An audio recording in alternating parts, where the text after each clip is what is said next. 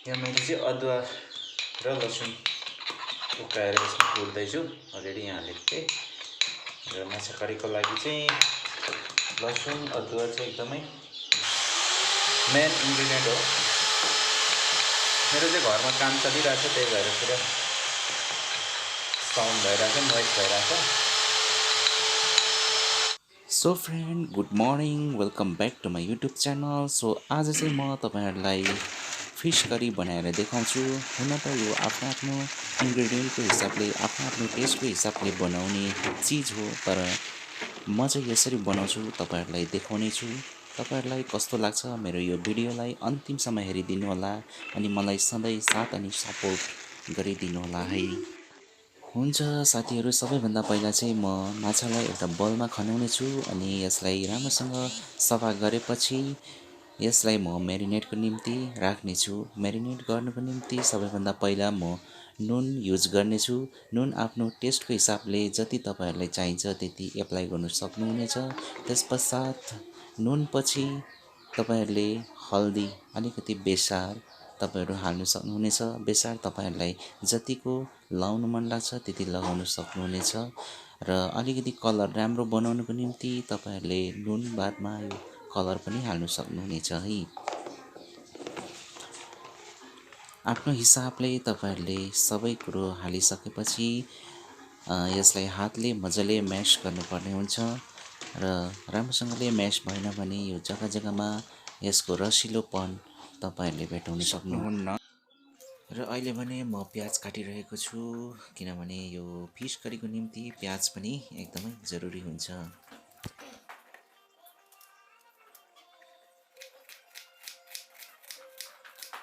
प्याज 1 केजी माछामा चाहिँ ठुलो एउटा प्याज चाहिँ म हाल्दैछु, किनकि बेसी प्याज हाल्यो भने पनि माछाको टेस्ट गुलियो हुन्छ।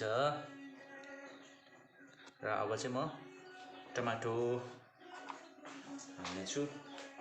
टमाटो चाहिँ म 2टा लगाउँछु।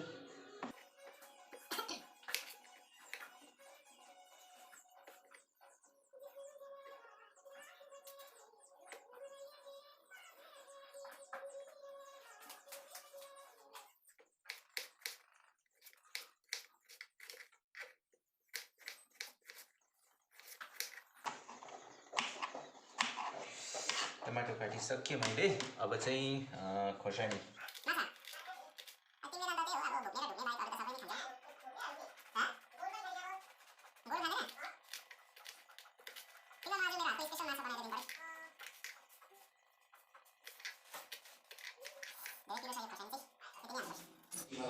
हरियो खोर्सानी काटिसकेपछि अब अलिकति हरियो धनियाँ पनि लगाउनुपर्छ।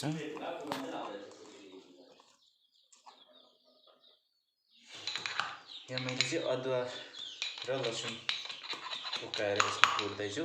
अलरेडी यहाँ हालेको थिएँ।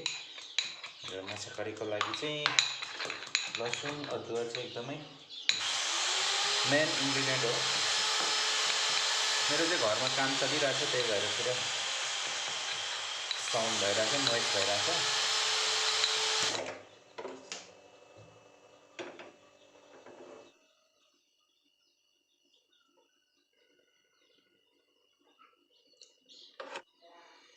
अब चाहिँ फ्राई गर्नुपर्छ।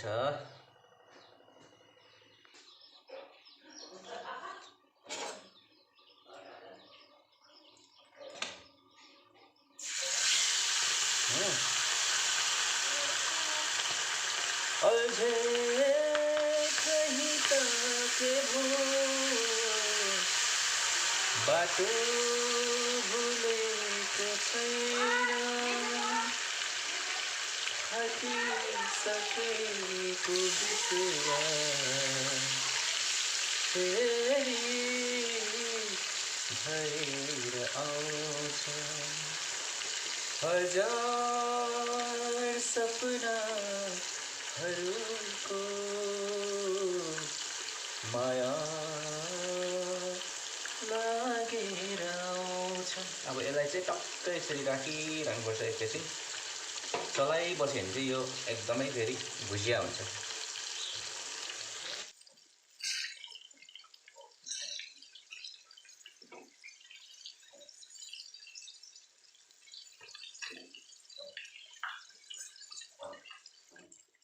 मजाले खराउनुपर्छ यसरी रातो रातोदेखि पनि झन्डै कालो कालो भन्जेलसम्म खराएको छ भने चाहिँ एकदम राम्रो खालको हुन्छ भरे खाँदा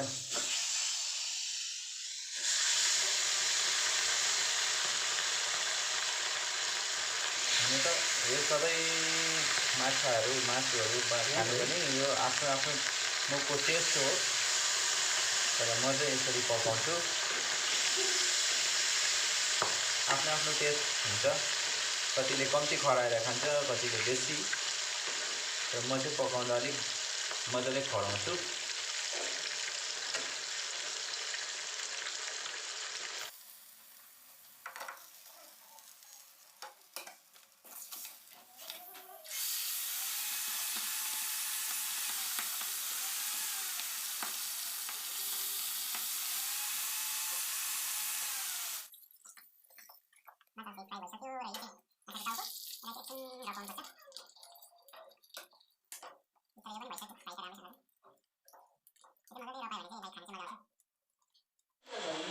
सबभन्दा पहिला चाहिँ म जिरा पड्काउँछु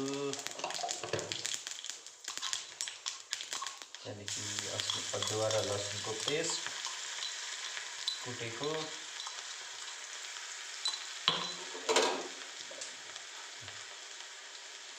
त्यस पछाडि चाहिँ प्याज हाल्छु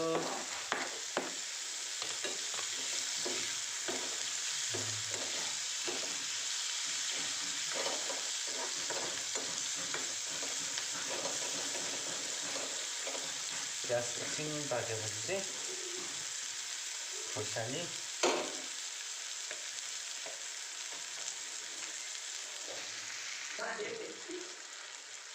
खोर्सानी पनि हालिहाल्नुपर्छ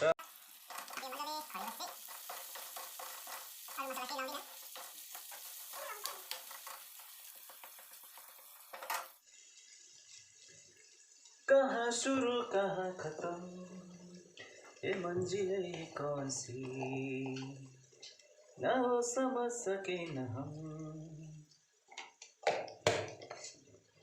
हल्दी र रातो रङ पनि मैले मिलाइदिएँ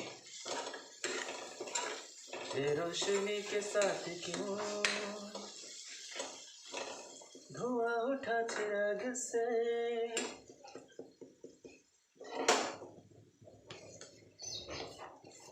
एक चिम्टी अजिनामोटो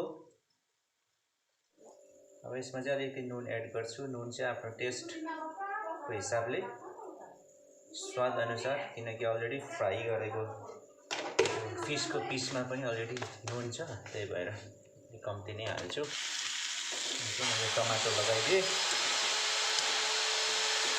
नोइज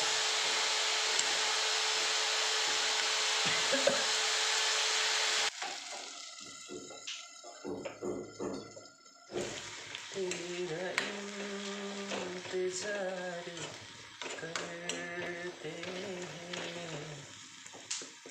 अब एकछिन ढाकेर मजाले टमाटर पाकेपछि चाहिँ झोल लाउनुपर्छ टमाटो पाकिसकेपछि चाहिँ मैले यहाँ झोल पनि लगाइसकेको छु र मजाले उम्लिँदैछ यसलाई 10-15 मिनटसम्म चाहिँ उम्लिन दिनुपर्ने हुन्छ यसमा चाहिँ अचारको मसला लगाइदिनुपर्छ यसले चाहिँ अलिकति टेस्ट बढाउँछ तपाईहरुले यदि छ भने लाउन सक्नुहुनेछ छैन भने नलाउँदा पनि ठिकै हुन्छ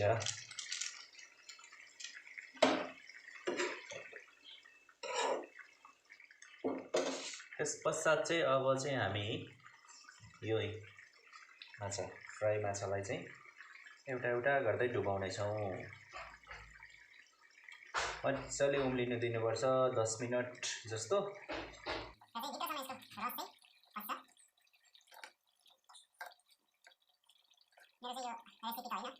माछा करी बनाउने काम चाहिँ अलमोस्ट डन भयो मैले चाहिँ यसलाई बेसी झोल पनि हैन र अलिकति हल्का ग्रेभी टाइपमा मात्रै बनाएको हो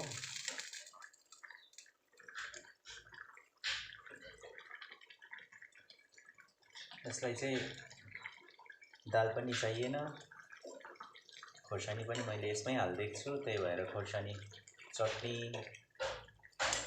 तिनीहरु पनि केही पनि चाहिएन योसँग चाहिँ त्योसँग चाहिँ यतिकै हामी खाना खान सकिन्छ।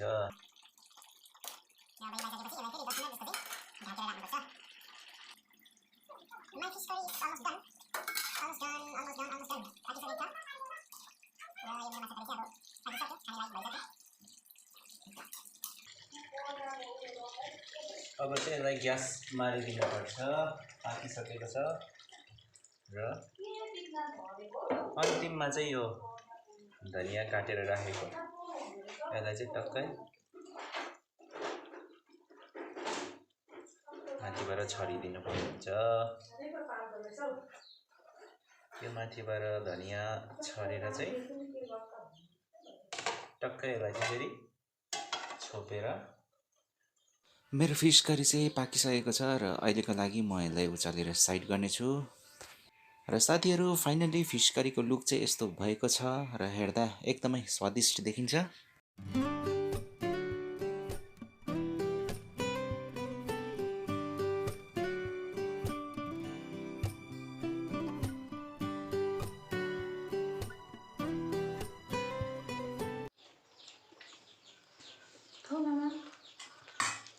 तातो रहेछ पुरा।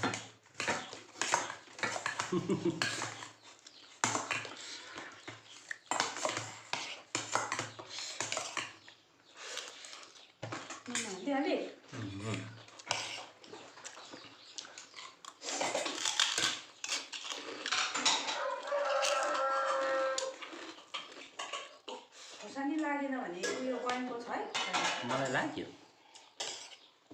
उसले त अब घप्पो हाल्यो होला माछामा खोर्सानी खोर्सानी रहेछ।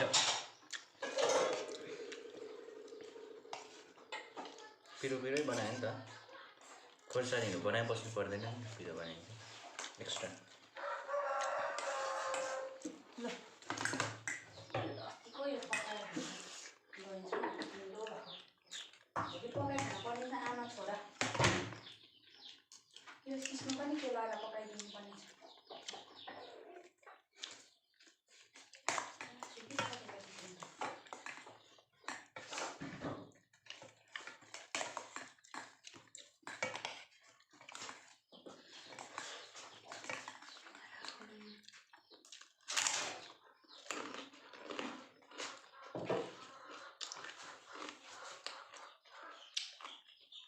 टेस्टी भएछ, टेस्टी भएछ।